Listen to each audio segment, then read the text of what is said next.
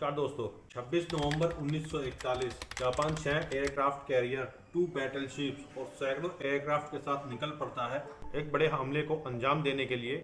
और इस बड़े हमले का शिकार बनता है अमेरिका का naval base Pearl Harbor. Japanese aircraft अचानक हमला करके अमेरिकन नेवी पर बमों की बरसात कर देते हैं। इससे पहले कि अमेरिकन नेवी कुछ समझ पाती, जापानीज एयरक्राफ्ट हजारों अमेरिकी सैनिकों की जान ले लेते हैं। अमेरिका के कई बैटलशिप और 400 से ज्यादा एयरक्राफ्ट खाक हो जाते हैं और जापान के इस अटैक से अमेरिका आग बबूला हो जाता है। अब यहाँ पर सवाल ये उठता है कि जापान ने अमेरिका पर हमला क्यों करा। दरअसल इसके पीछे एक इंटरेस्टिंग स्टोरी है जो कि मैं आपको इस वीडियो में बताऊंगा।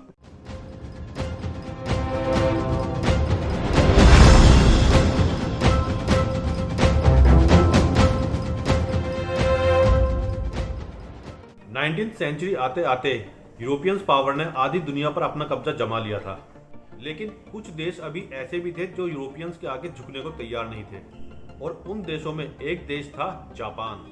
जापानी वो देश था जिसने एशिया में यूरोपियंस का खुलकर विरोध किया था और खुद को पावरफुल समझने वाले यूरोपियन देश को एशिया से खदेड़ना शुरू किया था। लेकिन यूरोपियन कोलोनाइजेशन को खत्म करने के चक्कर में जापान खुद भी एक एग्रेसिव देश बन गया और समय बीतने के साथ साथ खुद भी जापान दूसरे देशों को कोलोनाइज करने लगा। इसी बीच ब्रिटेन और फ्रांस, जिनका एशिया में ज्यादातर देशों पर कब्जा था, जापान ने उन्हें भी खदेड़ना शुरू कर दिया। कहने को तो जापान एक छोटा सा देश था, पर रशिया जैसे बड़े देश की आर्मी भी जापान के सामने टिक नहीं पा रही थी। पूरी दुनिया में जापान की बढ़ती हुई ताकत को देखकर अमेरिका जापान पर कुछ इकोनॉमी सेशन लगाने शुरू कर देता है। अफ्रीका से लेकर एशिया तक यूरोपियन कंट्रीज का कब्जा हो चुका था और यूरोपियन इन देशों से कीमती रॉ मटेरियल अपने देश ले जाया करते थे, जिन्हें वहां मैन्युफैक्चरिंग कर वापस इन्हीं देशों में महंगे हाई रेट्स पर बेच दिया जाता था। इस वजह से ब्रिटेन और फ्रांस में इंडस्ट्री बढ़ती जा रही थी और उनकी इकोनॉमी लगातार बढ़ती जा रही थी और दूसरी तरफ कॉलोनाइज्ड देशों की इकोनॉमी लगातार गिरती जा रही थी। जैसे जैसे यूरोपियंस का पूरी दुनिया पर कब्जा बढ़ता जा रहा था, दुनिया में देशों के बीच कनेक्टिविटी भी बढ़ती जा रही थी और किसी भी देश में छोटी से इंसिडेंट की खबर दुनिया के किसी भी देश में आसानी से पहुंच जाती थी, जिससे कॉलोनाइज्ड देशों के लोग अपने राइट्स को लेकर जागरूक होने लगे थे। और इसी वजह से यूरोपियन कॉलोनाइज्ड देशों में आए दिन प्रोटेस्ट देखने को मिलते थे। तो कुछ देश समय रहते अपनी ताकत को बढ़ाने में लगे हुए थे, क्योंकि वो जानते थे भविष्य में जब भी यूरोपियंस को मौका मिलेगा वो अपने फायदे के लिए किसी भी हद तक जा सकते हैं। और वो भी जब ब्रिटिश और फ्रांस अपना आधे एशिया में कब्जा जमा चुके, तब जापान ने इन देशों को अपने देश में घुसने की भी परमिशन नहीं दे रखी थी।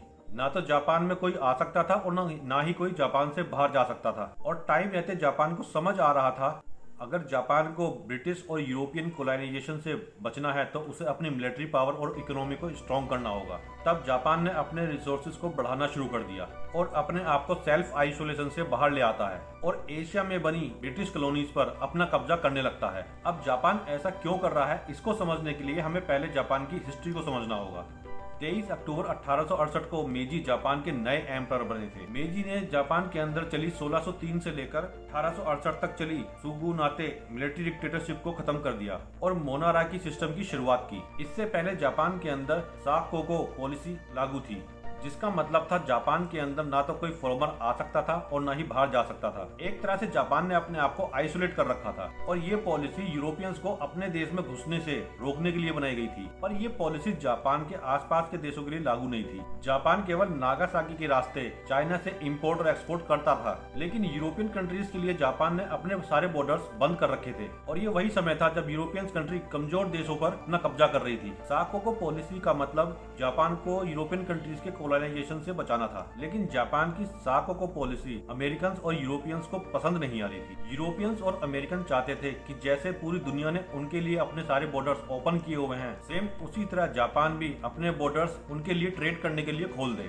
जिससे कि वो जापान में व्यापार कर सके। लेकिन जापान इसके लिए राजी नहीं हो रहा था और उस समय अमेरिका के प्रेसिडेंट मिलर्ड फिलोर्ड ने जापान के बॉर्डर्स खोलने के लिए जापान को फोर्स किया। 8 जुलाई 1853 अमेरिका प्रेसिडेंट ने मैथ्यू सी पेरी कमांडेंट को वॉरशिप के साथ टोक्यो बे भेज देता है और हथियारों के बल पर जापान को मैसेज देता है कि या तो जापान अमेरिका के लिए अपने बॉर्डर्स ओपन कर दे या फिर युद्ध के लिए तैयार हो जाए। उसके साथ जापान को अपनी एक डिमांड लिस्ट भी देते हैं, जिसमें लिखा होता है कि जापान अमेरिका के लिए अपने पोर्ट्स खोल दे और उन्हें जापान में ट्रेड करने की परमिशन दे। पर अमेरिका की इस धमकी का जापान पर कोई फर्क नहीं पड़ता है और फिर अमेरिका अगले साल एक और आक्रामक रूप लेकर जापान के पोर्ट पर पहुंचता है। और अपनी डिमांड बढ़ाते हुए अमेरिका जापान को पेरिस ऑफ ट्रीटी पर साइन करने के लिए मजबूर कर देता है। हालांकि उस समय जापान की डिक्टेटरशिप तोकुगावा शोगुनाते वेस्टर्न कल्चर को जापान में एंट्री पर राजी नहीं थे, पर वो भी क्या करते, उनके पास इतनी स्ट्रॉन्ग आर्मी नहीं थी कि वो अमेरिका का मुकाबला कर सके। मजबूरी में उन्हें 1854 में ट्रीटी ऑफ कानागावा पर साइन करना पड़ा और इस ट्रीटी के बाद जापान अमेरिका के लिए ओपन हो गया। और फिर इसके बाद वेस्टर्न कंट्रीज ने भी जापान के साथ ट्रीटी साइन करी और जापान के पोर्ट्स पर एंटर करने लगे। इस तरह मेजी के शासन से पहले ही वेस्टर्न कंट्रीज ने जापान में ट्रेड करना शुरू कर दिया। इसका रिजल्ट ये हुआ, जापान अब इकोनॉमिकली और पॉलिटिकली दोनों तरह से डेवलप करने लगा। पर मेजी जानते थे जापान आइसोलेट रहकर तरक्की नहीं कर सकता था और यूरोपियन देशों के लिए भी जापान ने ट्रेड करने की परमिशन दे डाली और इसी के साथ जापान दूसरे देशों से भी इंपोर्ट करने लगा और फिर जापान के अंदर भी इंडस्ट्रियलाइजेशन शुरू हो गया।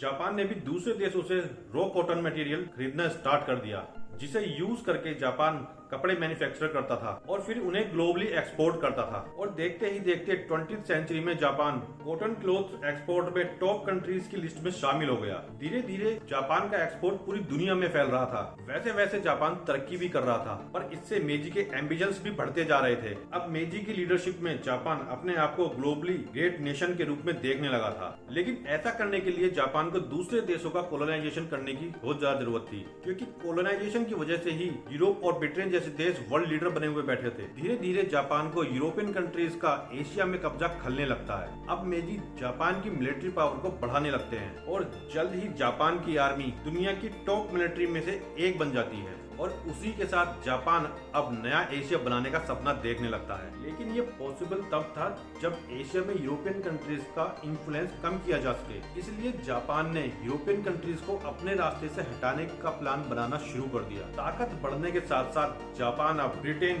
फ्रांस, अमेरिका को अपना कॉम्पिटिटर समझने लगा था। उस समय जापान इतना स्ट्रॉन्ग बन गया था कि कोई भी देश उससे सीधे टक्कर लेना नहीं चाहता था। इसलिए कोरिया को जापान के आगे घुटने टेकने पड़े और अपने पोर्ट खोलने पड़े। और इस समय कोरिया चाइना का भी बहुत इम्पोर्ट रेट पार्टनर हुआ करता था। जापान का कोरिया के अंदर एंटर करने से चाइना का ट्रेड कम होने लगता है और इसलिए दोनों देशों के बीच कॉन्फ्लिक्ट शुरू हो जाते हैं। लेकिन ये कॉन्फ्लिक्ट ज्यादा दिनों के लिए नहीं चली और जल्द ही दोनों देशों को समझ आ गया कि कोरिया के अंदर अगर उन्हें ट्रेड करना है तो दोनों को साथ आना होगा। इसलिए चाइना और जापान ने 1885 में एक एग्रीमेंट साइन किया, जिसे टाई-स्टाइन कन्वेंशन के नाम से जाना जाता है, जिससे दोनों देशों को कोरिया में ट्रेड करने की छूट मिल जाती है। और साथ ही साथ ये भी साइन हुआ कि कोई भी देश की मिलिट्री कोरिया को कंट्रोल नहीं करेगी।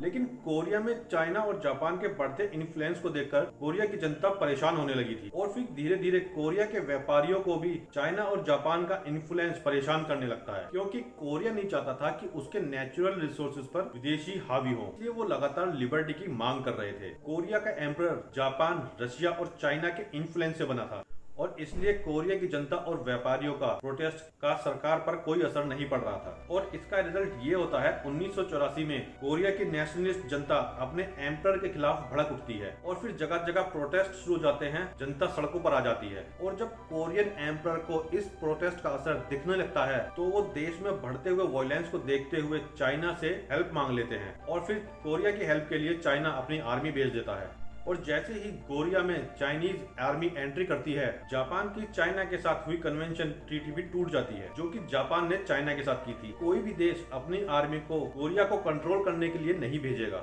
और चाइना की ये हरकत जापान को रास नहीं आती है। और फिर जापान सोचने लगता है चाइना कोरिया के इंटरनल मैटर्स में दखल क्यों दे रहा है, या फिर चाइना कोरिया में अपना इन्फ्लुएंस तो नहीं बढ़ा रहा है। ये सब सोचकर जापान एक दिन आग बबूला हो जाता है और चाइना पर अटैक कर देता है, जिसे कि हम फर्स्ट चीनो जापानीज वॉर के नाम से जानते हैं। और ये वॉर चाइना को बहुत महंगा भी पड़ता है और चाइना की आर्मी को मैदान छोड़कर भागना पड़ता है और मजबूरी में आकर चाइना के साथ पेस ट्रीटी साइन करनी पड़ती है, जिस ट्रीटी को शिमोनोसेकी के नाम से जाना जाता है। और इस ट्रीटी के साथ जापान को चाइना और कोरिया में ट्रेड करने की छूट मिल जाती है और पूरी वॉर का खर्चा चाइना को झेलना पड़ता है। और इसके साथ साथ ताइवान और मंचुला के पोर्ट भी जापान को मिल जाते हैं और इसी के साथ जापान की एशिया में कोलोनाइजेशन की शुरुआत हो जाती है। और अब चाइना में अपना कोलोनाइजेशन होने के साथ साथ जापान की नजर अब कोरिया के उन इम्पोर्टेंट हिस्सों पर पड़ने लगी थी जिन पर रशिया का कब्जा था। और रशिया भी अपने आप को ब्रिटेन और अमेरिका की तरह स्टेबल करने में लगा हुआ था और जापान कोरिया और मंचूरिया में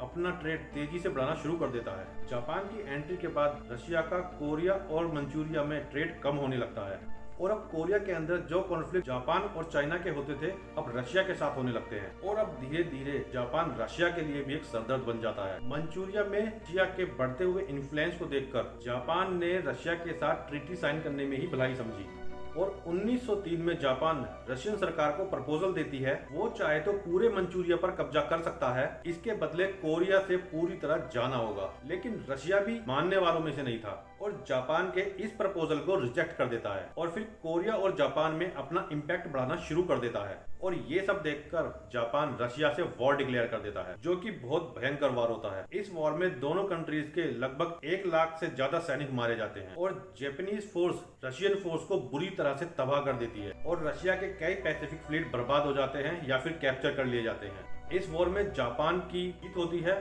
और रशिया को हार का मुंह देखना पड़ता है और 1905 में अमेरिका के प्रेसिडेंट ने जापान और रशिया से पीस ट्रीटी साइन कराई जिस ट्रीटी को पोर्ट माउथ के नाम से जाना जाता है। इसका अंजाम ये हुआ जापान को कोरिया और मंचूरिया के अंदर अपना इन्फ्लुएंस एक्सेप्ट करना पड़ा और रशिया को अपना सिखालिन आइलैंड जापान को देना पड़ा और इस जीत के बाद जापान को एशिया के अंदर सबसे पावरफुल कंट्री माना जाने लगा और साथ ही साथ दुनिया को अब समझ आ गया था कि जापान की आर्मी अब किसी भी देश से लड़ने के लिए सक्षम है। इसके बावजूद जापान कोरिया और मंचूरिया में अपना इन्फ्लुएंस कम नहीं करता है और 1910 तक पूरा कोरिया जापान के कब्जे में आ जाता है। अब जापान मंचूरिया पर भी अपना इम्पैक्ट बढ़ाना चाहता था और 1931 तक इसलिए जापान का मंचूरिया पर कब्जा लीग ऑफ नेशन में उठाया जाता है जहां लीग ऑफ नेशन जापान का मंचूरिया पर कब्जा गलत बताता है तो बदले में जापान लीग ऑफ नेशन पर भेदभाव का आरोप लगा देता है। लीग ऑफ नेशन ने यूरोपियन कंट्रीज का एशिया और अफ्रीका के देशों पर कब्जा सही बताया था और यही काम जब जापान ने किया तो गलत बता दिया और उसी समय जापान लीग ऑफ नेशन की मेंबरशिप भी छोड़ देता है और इधर जापान चाइना के ऊपर अपना अग्रेसिव रवैया अपनाए हुए था क्योंकि जापान जानता था बिना कोलोनाइजेशन के जापान ग्रोथ नहीं कर सकता है। इसलिए जापान एक बार फिर 1937 में सेकेंड सीनो वॉर चाइना के खिलाफ डिक्लेयर कर देता है। इसमें लाखों चाइनीज सैनिक मारे जाते हैं और जापान की इस हरकत से अमेरिका नाराज हो जाता है और जापान के ऊपर इकोनॉमी सेशन और ट्रेड पर रोक लगा देता है। अमेरिका को लगा कि शायद जापान अपने एग्रेसिव रवैये पर रोक लगाएगा पर होता इसका बिल्कुल उल्टा है। जापान और भी ज्यादा एग्रेसिव हो जाता है और दोनों देशों के बीच वॉर जैसी हालत हो जाती है। कोरिया और मंचूरिया पर अपना कब्जा जमाने के बाद जापान अब नया एशिया बनाने का सपना देख रहा था और सालों से एशिया में बनी यूरोपियन कॉलोनीज का इम्पैक्ट खत्म करने लगता है। इस ड्रीम के साथ जापान 1940 जापान फ्रांस की ट्रीटी इंडो चाइना जो आज वियतनाम और लाओ और कंबोडिया के नाम से जाने जाते हैं उस पर अटैक कर देता है और फ्रांस की आर्मी को वहां से भगा देता है और 1941 आते आते France, Manchuria, Korea, Taiwan, China और रशिया एम्पायर कई एरिया अब जापान के कब्जे में आ चुके थे। जैसे जैसे जापान अपनी ताकत को बढ़ा रहा था दुनिया के देशों पर जापान का कब्जा भी बढ़ता जा रहा था लेकिन जापान की ताकत के पीछे सबसे बड़ा रोल उसकी इकोनॉमी का था और जापान की इकोनॉमी इंडस्ट्री बेस्ड थी क्योंकि जापान के पास ज्यादा नेचुरल सोर्स नहीं थे इसलिए जापान ज्यादातर चीजें अमेरिका और यूरोप से ही इंपोर्ट करता था और जापान 70% ऑयल अमेरिका से लेता था और अमेरिका को जापान का बढ़ता हुआ एम्पायर रास नहीं आ रहा था। इसके बावजूद जापान ने अपना एक्सपेंशन कम नहीं किया तो अमेरिका भी जापान के खिलाफ इकोनॉमी सेशन लगा देता है। जापान के अंदर जो raw material steel, copper, iron America से इंपोर्ट होते थे अब आने बंद हो गए थे लेकिन जापान तो न्यू एशिया का सपना लेकर चल रहा था। इसके बावजूद जब जापान ने आगे बढ़ना बंद नहीं किया तो अमेरिका ने जापान को ऑयल देना भी बंद कर दिया और अमेरिका के कहने पर डच इंडीज ने भी जापान को ऑयल देना बंद कर दिया। ऑयल के बंद हो जाने से जापान की इकोनॉमी जल्द ही डाउन आने लगती है और इंडस्ट्री बंद होने लगती है। आर्मी के व्हीकल्स और एयरक्राफ्ट खड़े होने की कगार पर आ जाते हैं पर जैसे ही अमेरिका ने जापान पर रोक लगानी शुरू कर दी जापान के एम्परर हिरोहितो ने जापान की आर्मी से अमेरिका के ऊपर वॉर की तैयारी शुरू करने के लिए बोल दिया। अमेरिका के सेशन लगाने के बाद दुनिया के किसी भी देश ने जापान से अटैक करने की उम्मीद नहीं की थी और उस समय वर्ल्ड वॉर 2 भी चल रहा था तो जापान ने एक नया प्लान बनाया और देखा यूरोपियंस की ज्यादातर कंट्री की आर्मी जर्मनी और इटली के साथ उलझी हुई है इसलिए जापान को यूरोपियन कंट्रीज से कोई खतरा नहीं है और खुद को सुपर पावर मानने वाला अमेरिका अब फर्स्ट वर्ल्ड वॉर के बाद चुपचाप शांति से बैठा हुआ है और बस अमेरिका ही जापान के लिए सबसे बड़ा सरदर्द भी बना हुआ है जो कि बिना लड़े जापान को कमजोर भी कर रहा था। इसलिए जापान ने अमेरिका को सबक सिखाने की ठान ली और सोच लिया अमेरिका की आर्मी को बर्बाद करके रख देगा। जापान को पता था अमेरिका का ज्यादातर अपने जेट्स, बैटलशिप्स और एयरक्राफ्ट कैरियर हुआई आइलैंड के पर्ल हार्बर पर लगा रखे हैं और यहीं से अमेरिका एशिया और अफ्रीका के देशों पर अपनी पैनी नजर बनाए रखता है और यहीं से जरूरत पड़ने पर अपनी फोर्स को ऑपरेशन के लिए भेजता भी है। जापान जानता था अमेरिका एशिया और अफ्रीका के देशों को पैसों के बदले हथियार भी मुहैया यहीं से कराता है और अमेरिका दबे पाव अलाइज कंट्री की मदद भी कर रहा था। वैसे तो उस समय वर्ल्ड वॉर 2 चल रहा था, इसलिए अमेरिकी प्रेसिडेंट ने पर्ल हार्बर पर अलर्ट जारी कर रखा था, लेकिन अमेरिका को अपने ऊपर हमले की उम्मीद ना के बराबर ही थी और किसी ने सोचा भी नहीं था कि जापान अमेरिका के नेवल बेस पर्ल हार्बर को अपना निशाना बनाएगा। और 7 दिसंबर 1941 सुबह के 7:55 जापानीज फोर्स पर्ल हार्बर के पास पहुंच जाती है और कुछ ही मिनटों बाद जापानीज एयरक्राफ्ट पर्ल हार्बर पर कहर बनकर टूट पड़ते हैं। ये हमला लगभग 1 घंटा 15 मिनट तक चला, जिसमें अमेरिका के लगभग सारे बैटलशिप तबाह हो गए और 2000 से ज्यादा सैनिक मारे गए। लेकिन हमले के बाद भी जापान के मिलिट्री चीफ इशोरोकु यामाओतो ज्यादा खुश नहीं थे, क्योंकि जापान के एयरक्राफ्ट एक भी अमेरिकन एयरक्राफ्ट कैरियर को नष्ट नहीं कर पाए थे, जो कि जापान के लिए सबसे ज्यादा इम्पोर्टेंट भी था। पर उस समय अमेरिका के ज्यादातर एयरक्राफ्ट कैरियर ऑपरेशन के लिए दूसरी जगहों पर गए हुए थे, जो कि समय रहते जापान के हमले से बच गए। और जैसे ही इस हमले की खबर अमेरिका को लगती है, अमेरिका का खून खोल उठता है और अगले ही दिन अमेरिका भी वर्ल्ड वॉर 2 में एंट्री कर लेता है और इस वॉर का एंड जापान के ऊपर 2 न्यूक्लियर अटैक से होता है।